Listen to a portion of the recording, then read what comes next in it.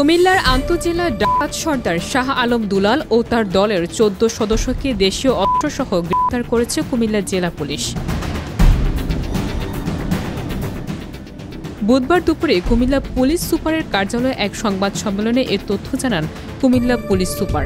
এর আগে মঙ্গলবার দিবাগত গভীর রাতে কুমিল্লা সিলেট আঞ্চলিক মহাসড়কের দেবিদ্বারে বিংলাবাড়ি এলাকা থেকে তাদেরকে গ্রেপ্তার করা হয়।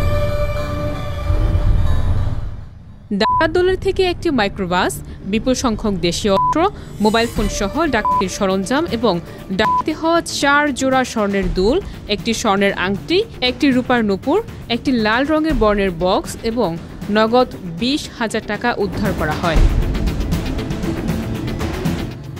সংবাদ সম্মেলনে কুমিল্লা পুলিশ সুপার নাজিম আহমেদ খান বলেন, একসাথে আমরা ১৪ জনকে অ্যারেস্ট করতে পেরেছি এবং বেশ কয়েকটা ডাকাতি ঘটনার স্বীকার করেছে।